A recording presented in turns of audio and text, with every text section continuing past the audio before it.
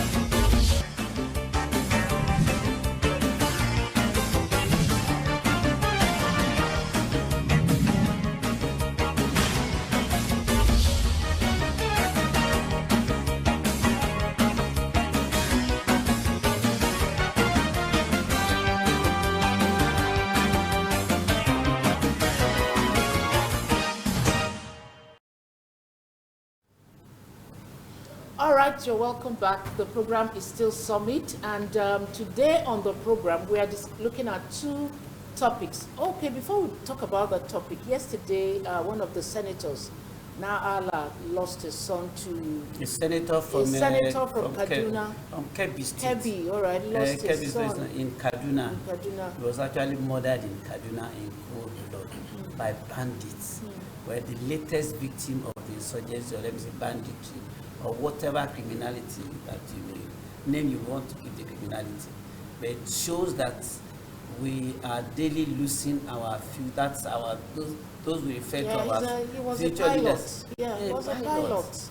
So much investment done in one person and then gone like that. I mean, whatever may have led to it, may he so rest in peace. Yeah. That's all we can May he say. so rest in peace, and we commiserate with the family of Senator Nala and also the entire Nigerians. May he so rest in peace. All right, this morning we'll be looking at two burning issues. The first one is titled Insecurity, Raising Citizens' Confidence in the Security Architecture. And also the second one will be preventing escalation of NAT strike. That's talking about the doctors' strike. Resident doctor strike. Resident doctor strike. That's the second topic on the program today. And we have with us in the studio our friend, Barrister Jide Ologun, Public Affairs Analyst. You're welcome, sir. Thank you very much. It's our pleasure to have you here. Thank you, sir. You're welcome. I'm sure you were also touched by the death of the son of one of our leaders, Senator Nala. But I believe it's still part of what we have been discussing. Criminality, insurgency, banditry, and all that. It will always claim victims. But that is one of the victims.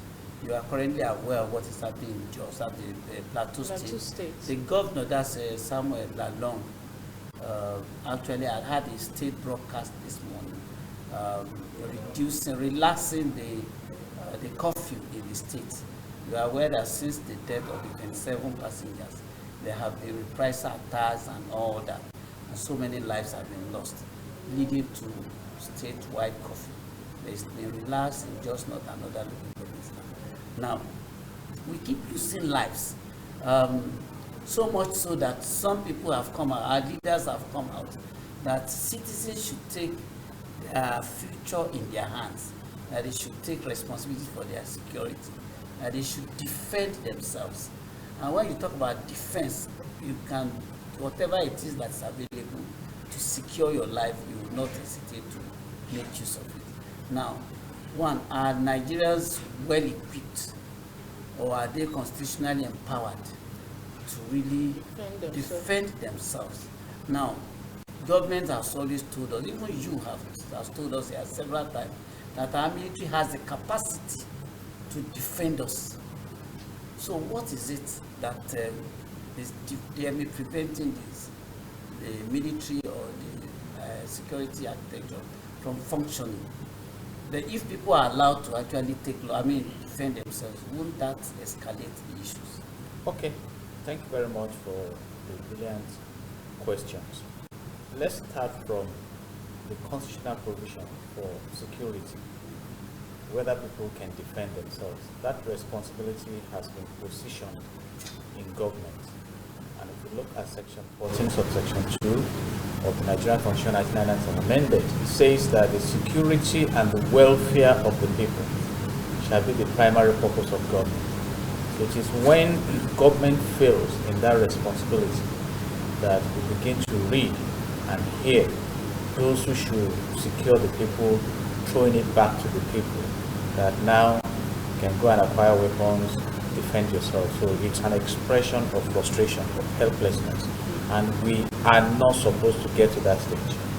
For those of us who look beyond the symptoms and deal with the foundations, we have said it that we may not escape from the symptoms we have now.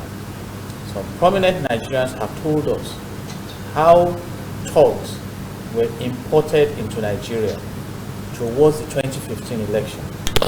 The peradventure victory didn't go the way it went during the election. There may be crisis in the nation. And these guys were not moved back to where they imported them from. And if you understand politicians very well, they also stopped enjoying the pre-elections goodies. They were left to their own. And of course, those who now need their crime post-elections for sustainability purpose may engage them. Because if that is not the case, all these 3,000 repentant Boko Harams now, where have they been? And the government was telling them they didn't know where they were. Until Sheikh Gumi came out to say, no, you know where they are. He went in there to take photographs with them. So is it that we deliberately brought evil to the land and we are now running helter-skelter, helplessly, against the provisions of the Constitution? So I see this a deliberate action to terrorize the nation. And be it known to the people that why we still describe them as bandits, unknown gunmen, is because this government is afraid of being pinned down to terrorism. Because there are various categories of terrorism. I've asked this simple question, and I bring it under the capacity issue you raised. My country has the capacity to secure this nation. We've seen clinical operations. The Python dams in the eastern part of the country that led to Nnamdi Kanu fleeing. The arrest of Nnamdi Kanu. The aborted arrest of Igboho in Benin Republic. You know, you can say the onslaught going right now in the southeastern part of the country. And people have come out to say that these are our problems. But we are just moving away from the fundamental problems and focusing on the symptoms. And now the fire is growing wider and wider by the day. And I have always said that the insecurity of one is the insecurity of all. Because in criminology, there are various dimensions of crime. Crime has branches. Just like in business development, you can diversify your business. So somebody may come in as a political thug, end up being a kidnapper for 3 months, go into being a murderer for 6 months, graduate into smuggling for another 7 months. Because we have opened the doors of the nation to criminals. We have also made reference to another gate we opened to crime in this country. My president and commander-in-chief of the armed forces, whom I respect so much, was in Egypt and said migrants were welcome to Nigeria from Africa, visa on arrival. And it is on record that when they started arriving, we started registering them as citizens. And that is why the former chief of army staff, Burutai, told us that about 90% of those committing these crimes in Nigeria are Nigerians. I quite agree with that. But are they Nigerians by birth or by importation? You now bring that onto the spreadsheet of Chief Olusegun Obasanjo, who said there is a Fulanization agenda. You now color that with the herdsmen that are killing and ask a simple question. What is the business of cattle rearing with killing people, with destroying farmlands, with taking over other people's land? We have focused so much on internally displaced. Have we focused on internally replaced? Because when you displace a community, you replace that community. And now another gate is open now. Radicalized crime lovers are now repenting and being reincorporated into the society. And many are asking, what happens in the next 2 years towards the 2023 election? So I still believe that if it is part of the vision of the government of Nigeria to succeed in line with the provisions of the Constitution, the section 14 subsection 2 I referred to earlier, that the security and the welfare of the people shall be the primary purpose of government, then we begin to reverse all this. And we have listened to various revelations. Recently, we read that the chief of the Attorney General of the Federation said, I think about 400 Boko Haram sponsors have been identified. Where are they? Recently, we listened and read about an interview where it was disclosed that sponsors of Boko Haram are in National Assembly, are in this government. So where do we go from here? Recently, the United States of America appointed one of our ministers that occupies a very powerful IT office, that he's likely to be a terror sponsor. And we have covered that now, saying yes, he used to hold radical views, but he has repented. Combine that with repentant Boko Harams and picture the future of this country if there is no specific intervention. But for some of us that know that God loves this country so much, I believe that very soon the troublers of this nation will start getting troubled by God. And that's my prayer on a regular basis. And I want Nigerians to pray. All right, so what about you can only be bothered if you think you are a troubler of this nation, because this nation deserves peace. If you look at what God has deposited in Nigeria, Nigeria should be the best destination for peace, for prosperity in the world. But now we have gotten to the point where our leaders are telling the citizens to defend themselves. If you remember that even Buratai made that statement when he was still in office, that Nigerians to begin to defend themselves. Some governors have come to say, defend yourselves. That is the point where we are now. Let's look at this issue constitutionally, so that we can help the people who think, like Bandi said, do we even have the capacity? That means that's the people. Do we have the capacity to defend ourselves? We have it. No, I mean individuals. We have it. Communities. Do we have the capacity? We have it, man. You see, the elders have a saying, and I plead to quote. I plead in vernacular and quote in vernacular and interpret. Oni ko delara uba. When we get to where we are being pushed to, you will see what will happen. But they continue to overrun and overpower people in their communities. How many will you overpower? Nigeria. I'm facing reality this morning. Nigeria is estimated to have 200 million population. Can you kill 100 million? And it will just, you see, I mean, some of us are so confident about the great things that will happen in this country. We've seen it happen in Rwanda.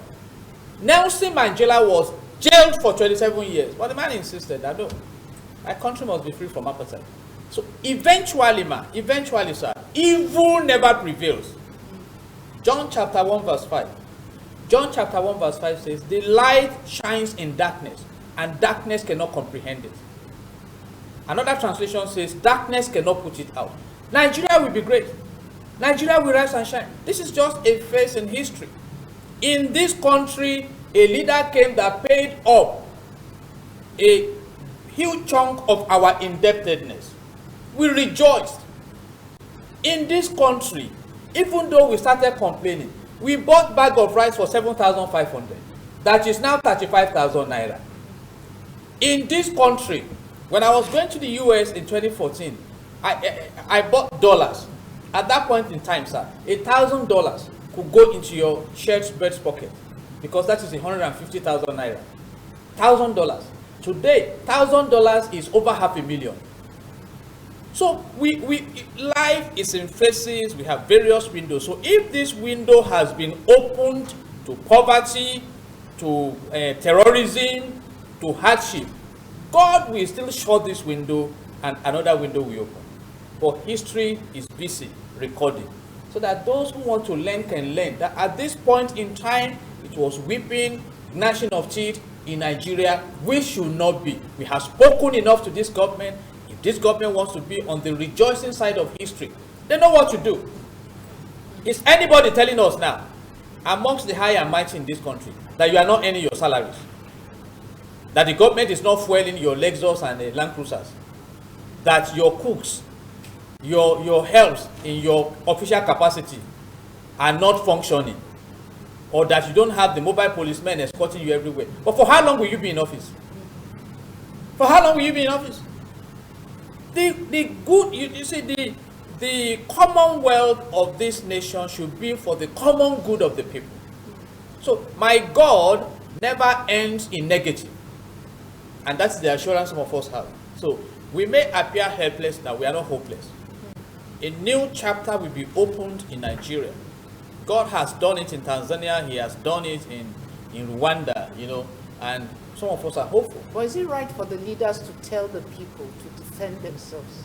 Is it right? It's an expression of failure. And it's not a matter of whether it is right or not. When you have failed, you have failed. Even if you did not want to express it, you'll be compelled to express it. For those of us who are researching and digging into all this analysis and things like that, we have seen enough to conclude the enormity of the failure. At the time we were saying it's in insurgency, there is no war. Now that the so-called Boko Harams are repenting, government is justifying the repentance with the fact that we should stop the war. But you were saying there was no war. So where do we stand? So you see all these issues just coming, but it's my prayer, really, that some of them will embrace the opportunity to have a turnaround.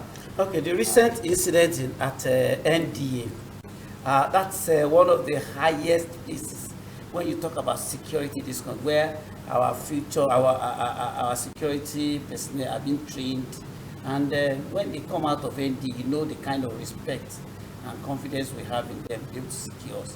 But we found out only 2 weeks ago that it's as vulnerable as any other part of this country. Now, with that scenario, I mean, how much confidence do you think an average person who thought stability would be there in case of crisis, in case of insurgency and all that, how much confidence do you think an average Nigerian would have in his locality when the headquarters of security apparatus is being attacked? And the army came out to say that we should not feel discouraged, that this happened only to show that, to push them to do better. I must let you know from what the research we do, that people have taken their faith to themselves. They have withdrawn their faith from the custody of government. I'm talking for the real Nigeria, the Nigerians we know. They dig their borehole, they have their generator, they take their children to SAC. Let's practicalize it. Go to 7 estates in Lagos State now and tell me that the security in those estates are operated by government.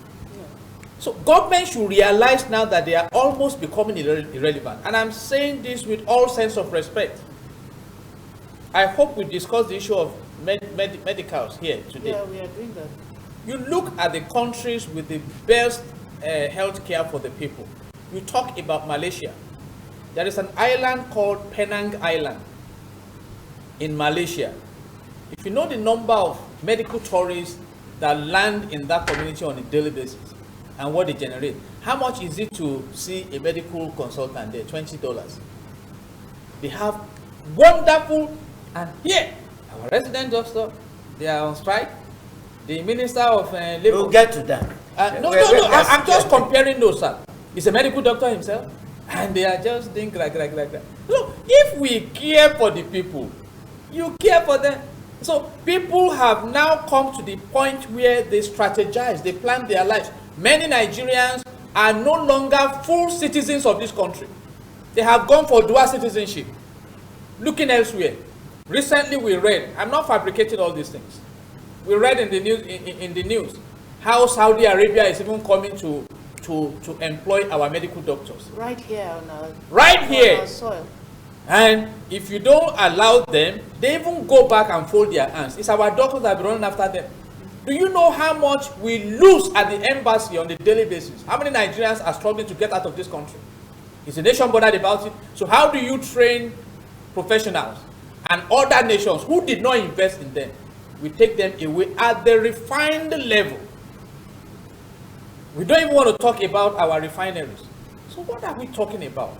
What is government? So what should government be doing now to actually boost the confidence of an average Nigerian in our security? Or maybe even the involvement of traditional rulers. And what do you think is the way? Have they not been invoked? My president and commander-in-chief was in Borno State. He blamed traditional rulers. They have blamed the preachers. They have blamed imams.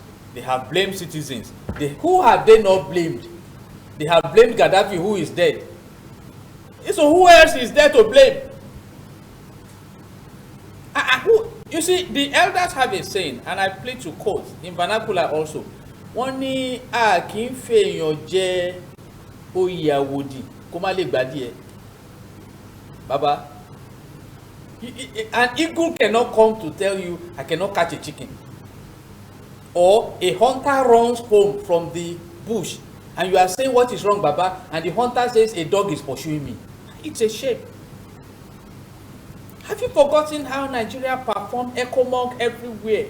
So what is going on? If there is no internal collusion, the terrorism against this nation cannot succeed. And those are the things we are reading now. I have said it here in this studio. A kidnap kingpin was arrested, suspect.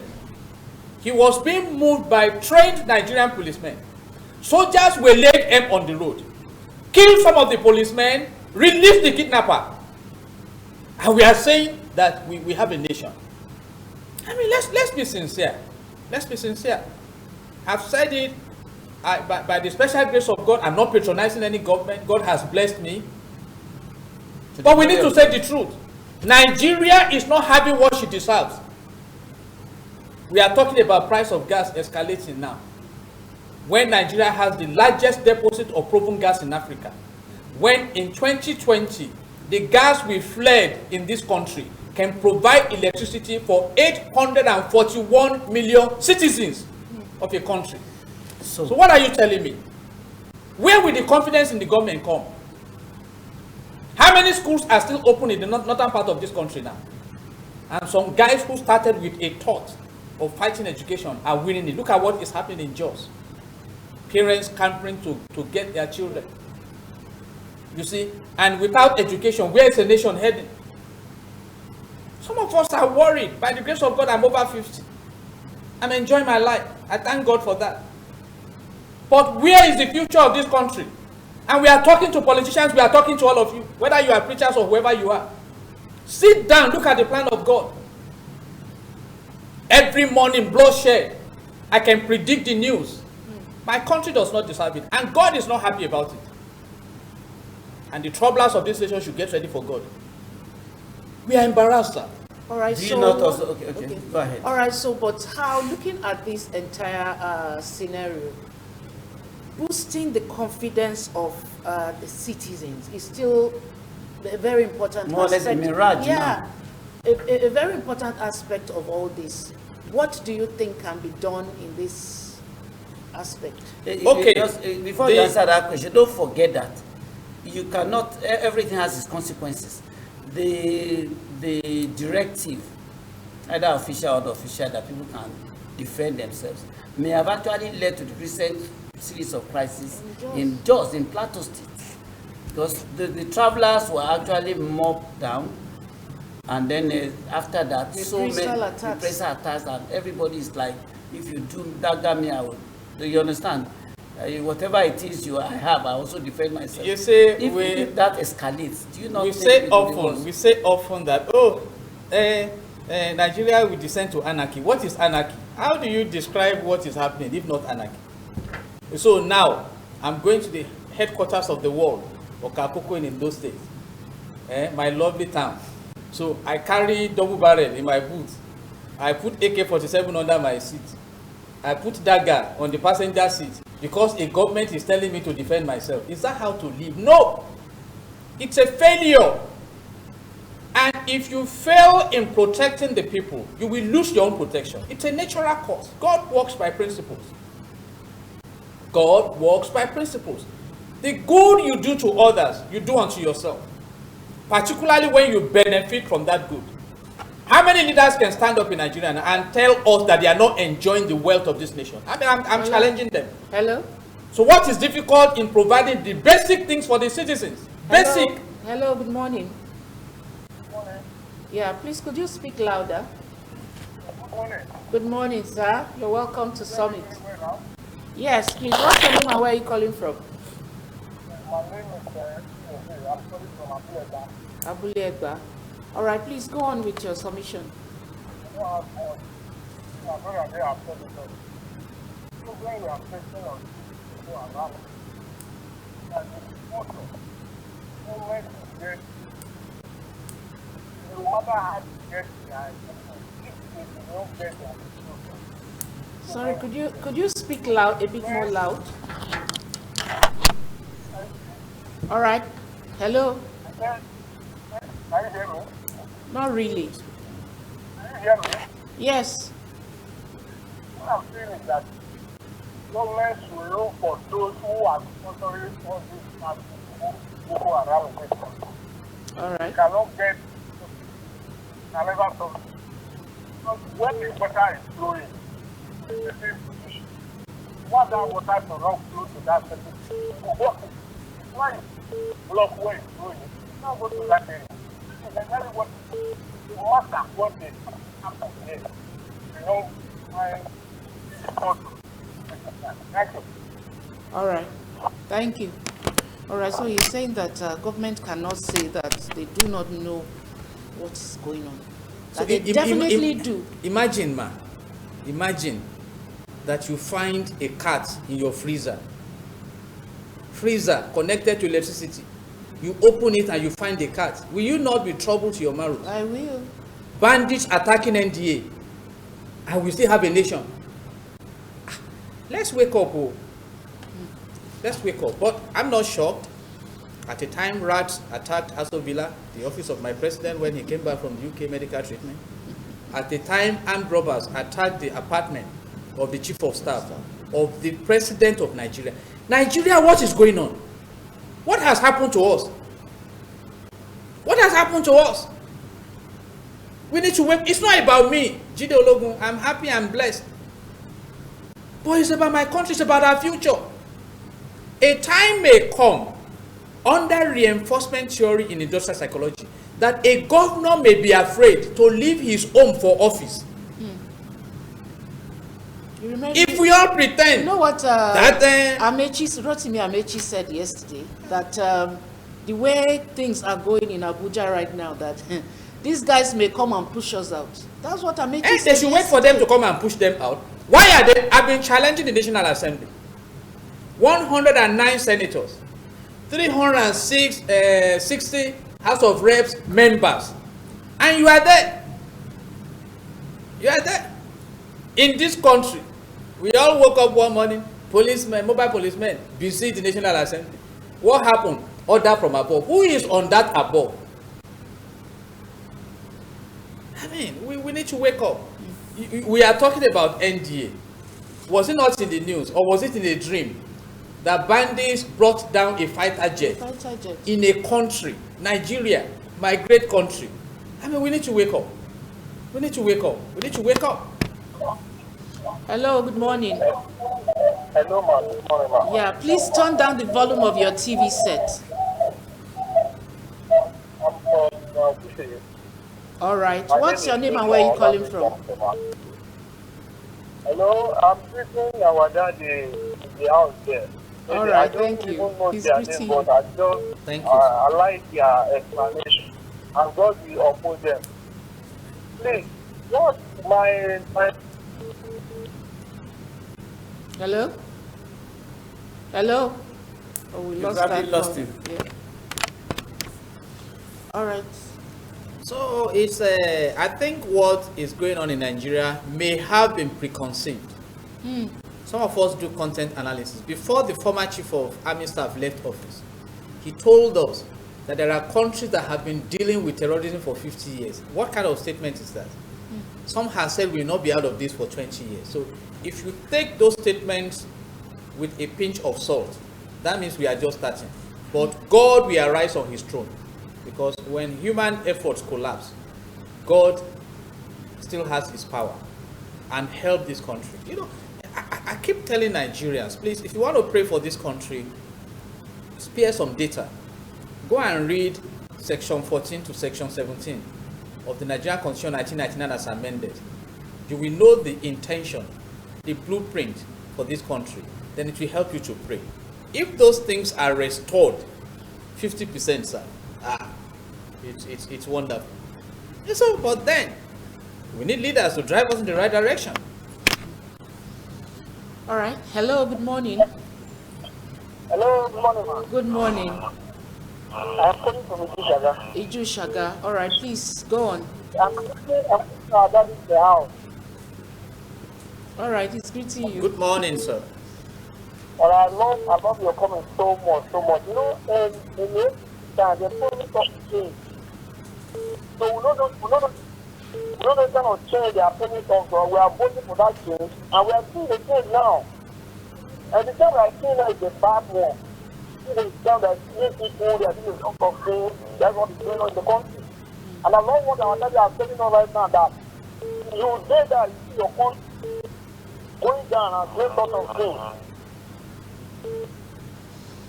All right, so, you know, shutting people up, not encouraging people to air their views, not encouraging people to vent, you know, because you're not happy about something and somebody is saying, don't talk, don't express yourself.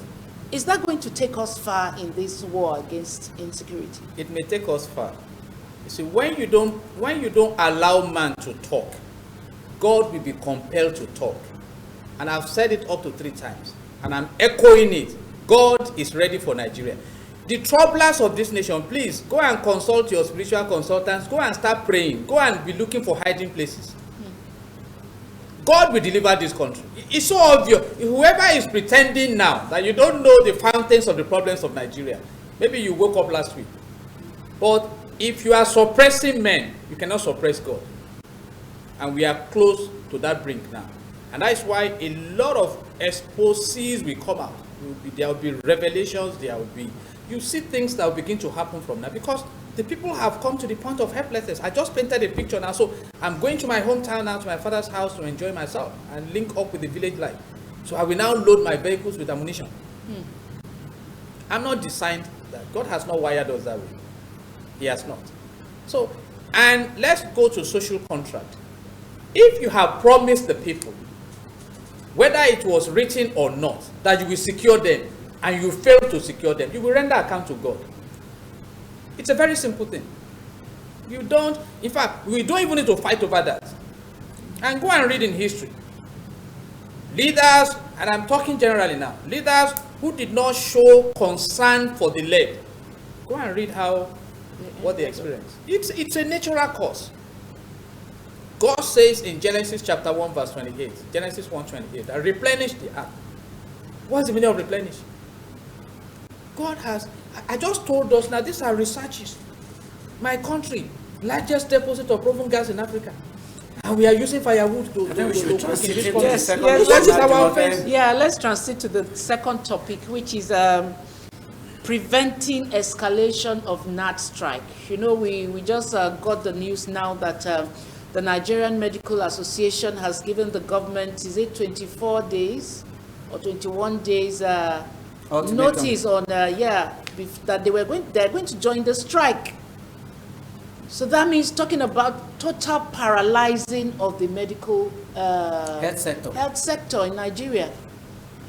I think, let's start from the business angle, and I'm going to calm down now. I think alternative medicine is about to gain prominence because, again, Nigerians are now being told, to your tents, O Israel. So if the formal medical platform steps aside, alternative medicine will step in, then people will begin to pay more attention to lifestyle, because health is really basically about your lifestyle. There are many things we are running around for injection for, that with the right meals and the habits, you may not suffer them. But we come back to insensitivity. You know, resident doctors on strike. You are threatening to join. Can they be bothered? That's my question. My amiable president, whom I love so much, and commander-in-chief, knew the resident doctors were going to strike. He went to London for medical care. I mean, that is leadership. Fantastic leadership. You see, so, and when we have come to that point, what will the strike do to them? I just told you now. Are they now saying doctors who check them will not have access to them? How can they be bothered? ASU is also threatening to strike. How many of their children are in Nigerian institutions? The governor of Kaduna State, Nasir El-Rufai, took his son to a public school for whatever reason. The media reported it. We rejoiced. The man sneaked his child out of that school because of bandits. Why didn't he leave that boy there to say, let's see what bandits can do? So we need leaders who understand that I can fly in the same aircraft with my citizens. So I need that aircraft to be safe, not just for my citizens, but because I'm also flying in that aircraft.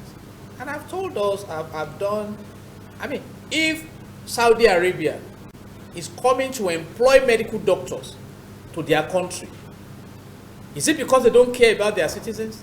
And it didn't start now. I said it on a media platform this morning. I have my in-law, Professor Ivan Edafio, the head of pharmacology in St. Joseph's University. I was in that university in Connecticut. Beautiful environment. The man was taken from ABU Zaria. If you know what he has done for America in advancing the course of pharmacology, you'll be amazed. And he's enjoying life. Enjoying life.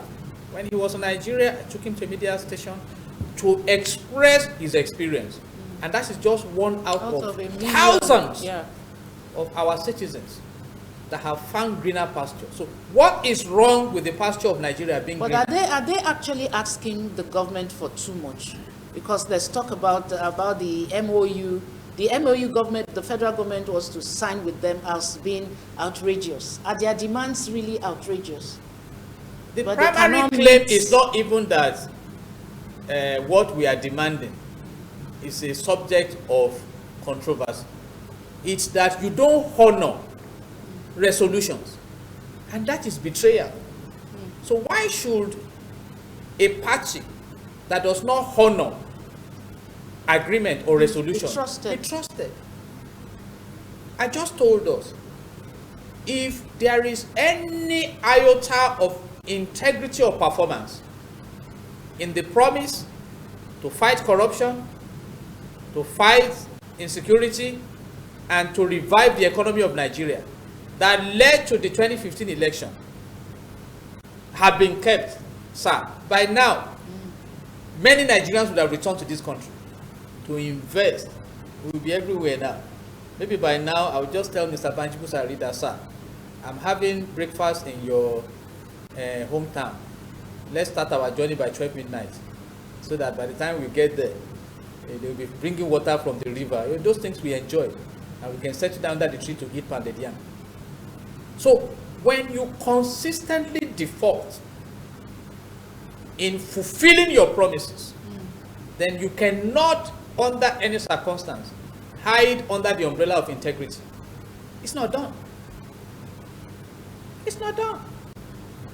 oath of office has no meaning. But then it's just for a while. I hope that we learn that some people were in office yesteryears, and today they sit back in their sitting room and think, oh, I would have done it differently. You are there now. You'll be out of there, whether you like it or not. We don't negotiate that. No herbalist can do anything about that. A human being, you go into office one day, you are leaving office someday. In matters like this, I know arbitration can go a long way to actually resolve the disputes. How much of these arbitration platforms have been explored? Do you think the NAD has actually explored all these platforms well enough? Or has the government also tried to compromise some of them, to meet the NAD's leadership? In averting Mr. Banji, you are taking me to HR, but it's my field, really. There is what you call collective bargaining. And there is also what we call specific performance in law. And you have part performance. So if I enter into a contract with you, and we have agreement of mind, and I part perform, like offering, let me use some legal jargons now. I furnish consideration. Let's assume I'm buying your house for 50 million. And we have agreed, we have identified parties, identified the subject matter, the price, and I give you 2 million out of the 50 million, and you have received it. There is a contract. I have furnished consideration, all the elements of contract have been, and suddenly you just wake up and say, no, I just found a higher bidder, so I'm not selling to you again. You may be trying to prove that on the platform of common law and law generally, but equity prevents miscarriage of justice, and that is what is going on. What we arbitrators do than to make recommendations. What recommendations have we not made? Sir, labor union will rise up, and Luther continue. We don't go agree or we don't go agree. They increase pump price of petroleum from 78 naira 50 kobo to how much? How much is it today? And they are telling us it's still going higher. So when you have a listening, hearing is different from listening. When you hear, you may not process, and you may react. When you listen, you process and you respond. And that is where responsibility comes from. The ability to respond. Responsibility. So do we have that responsibility? Why you just see some of our leaders, and I say this with all this due respect, when they come out and say, hey, you are Mushin boy, I am Lekki boy. It's that leadership. And our doctors are being ferried out of this country. Do you know how many citizens would have died since these people started the strike? So many. Are we bothered? So I think you speak as if even some of these our leaders are immune to some of these. The effects of maybe bad leadership and all that. they are. Yeah, we just lost the son of Senator Nala. Honestly, I condole with him. It's a very sad experience. When you know how much it takes to train a pilot. Very safe, probably would have lived much longer than this. Yes, that is the point He's we are also making. a victim. That is the point we are making. But for a while, they appear to be immune. I monitor the trends in Nigeria. Recently, the wife of a commissioner, I think, was kidnapped in either Kogi or Benue State. Within hours, those kidnappers were gunned down. Capacity. But some students have been killed. Leah Sharibu is still there. Maybe one day, I pray she's still alive. We just read the news and see Leah Sharibu with 7 children in a few years. And if you can allow that, and I'm saying this with the fear of God, to happen to the daughter of a neighbor, you see, allow me to be scriptural, and this is for illustration. Of course, the interview may not be complete without. Yes, this is for illustration. I'm sure some Egyptians must have gone to Pharaoh, apart from Moses. The king, fear this God. And the king will say, why? What's my business? But one day, one night came from a day, and every firstborn of human beings, of animals, disappeared in one night. And there was a great wailing in that land. I pray Nigeria does not get to that point before our leaders realize that they must honor their promise of change. This is a unique interview today, sir. Okay, so before Maybe, I think as this matter is escalating physically, it's also escalating spiritually. Now, a man said that in business, you don't get what you deserve, you get what you negotiate. We need to negotiate peace, prosperity for Nigeria. And we know they are available here. You just asked me a question. There are faces. This country was owing 12.12 trillion naira or thereabout in 2015, I think March 2015. Today, my country is owing about 32.11 trillion naira. Where is the money? Have you not read, have you not heard, sir, that NNPC is planning to start setting up fuel stations in the Niger Republic? You've not read it, you've not heard it. So where is Nigeria heading? Like I said, by the grace of God, I'm over 50. I think the things that a man should claim that God has done to claim he is blessed, God has done it for me. Hello, good morning. Let's take this call. Hello, good morning. Okay. Hello, good morning. Good morning. This is Jackson speaking. Yeah, please, what's your name and where are you calling from? I'm calling from Ikeja area. Ikeja. All right. Please go on. Please, just 1 minute. Tell you one thing. When the center has decided not to hold, I'm telling you, the total of everything will flat. That when they have decided to put Agbero to be in charge of the country, what do you expect? Agbero is Agbero. Agbero is Agbero. Very soon now, let me tell you one thing. Every day you wake up in the every day you collect ticket before you bring. Any moment from now, you still enter as president. All right. Now, the Niger man is taking care of Nigeria. The Niger man is now the president of this country. The Niger man, how would they not go and be building a railway from Kano to Niger? You know, his country is a half desert. This man is a Niger man, pure Niger man. What is a Niger man? Please mind your words. Right, I'm telling you this. Mind your words, please. All right, thank you. Ranching everywhere. Thank you. Recently, So we are thinking of ranching everywhere. the Controller General of Customs came out and started blaming NNPC for the upsurge in smuggling. And I asked a simple question. What is the role of customs if you are blaming NNPC for upsurge in smuggling? They bring ammunition into Nigeria. And you can't intercept. Even our president said only God can man the border of Katsina and Niger Republic. And we have prayed to that God of heaven to step into Nigeria and show his power. So, all right, but what do you envisage about this issue of NMA now joining this strike? is solidarity. So there's no way out of this issue now. There is a way How out. can we avert it? That means My beloved president and commander-in-chief of the armed forces, President Muhammadu Buhari, I love that man. In fact, when my sister was in Nigeria before she left for America, she wrote an article or so, "Leave Buhari alone." You know, we love our leaders. Sir, history is documenting everything happening in your tenure, and it should be difficult to dissociate them from your personal vision as a leader.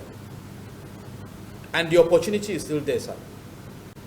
If it's the people around you that are opening the space to this hardship, deal with them. After all, you change the chief of army staff, you have changed but it should be difficult for the world not to believe that the things that are happening are in line with your vision. And on that note, I want to say that right now there is already a setup in Nigeria, enormous power in the presidency, and whoever occupies that office will use that power.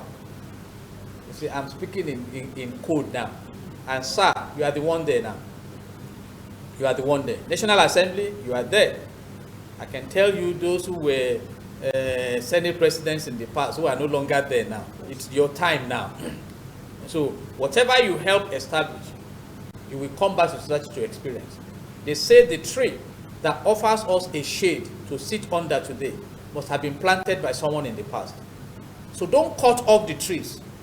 Plant more trees. And that's what we are saying as Nigerians. Crude oil is still there. The gas is still there. The gold in Zamfara state can end that state about $2 billion annually. We still have, Ondo State has the second largest deposit of bitumen in the whole world. We can still have good roads. We can secure this nation. But we have, through democratic elections, empowered some of you to carry out these functions. Don't push it back to us.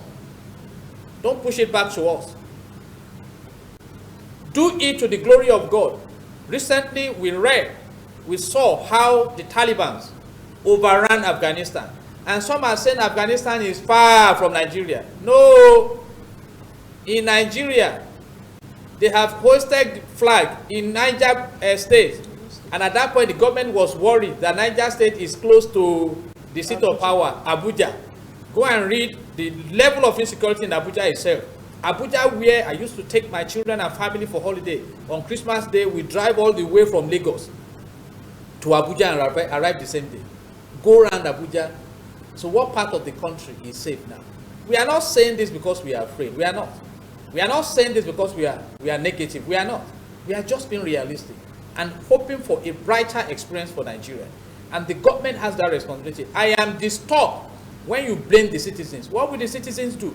Go right now across Ikeja to Ikeja along that road. Go and see what Nigerians are going through. People wake up in their homes in Songo. It takes them sometimes about 4 hours to get to Lagos Island to do their business. Some don't get back home until 1 a.m. And yet people snatch their phones at the bus stop. You see, you see armed robbers coming to break your glass in traffic. So what exactly is going on? And at the global level, we have been, rated as the third most terrorized countries in the world. What exactly is going on? What exactly? Under the watch of this government. We don't want that. And you can make a change. We are ready to support. We are. Nigerians are the best set of citizens in the world if they find the right leadership. So that means we should just pray that this strike doesn't go further than it is, so that the entire health sector will not be grounded. It's not about praying, man. But you continue to do the need. If you are supposed to pay these people, pay them now. Okay, let me ask this question. Do you see a link between the increased budgetary allocation to defense, military, welfare, as affecting other sectors of the economy? Absolutely. Absolutely. Let me ask you a question, sir. We set up a Ministry of Disaster and Humanitarian whatever. Will that strengthen an economy? Even during COVID-19 lockdown, we were sharing food to students who were not in school. I mean, I think we need help. And the best help you can get is the help that starts with yourself. If you don't win the battle in your mind, you will lose every other battle. So I'm advocating a new governance mindset. A mindset that fears God, who is the establisher of government system. Fearing the people to show love to them. And fearing destiny. That somehow there's something called posterity. And on that note, I want to wish all the leaders the best. But remember that whatever you Nigerians do the very best. Will be documented in interest. We wish Nigerians the best, really. God bless Nigeria. Yeah, thank you so much, sir, for joining us this morning. And I like the passion Pastor, with which... Thank you, sir. All right, and for all those who have called, thank you. For those who have been trying to reach us, also thank you for making the effort. My name is Jumoke Michaels. We'll see you again on Wednesday for another edition of the program. Have a good day. And mine is Banji Busari. See you on Wednesday. Bye-bye.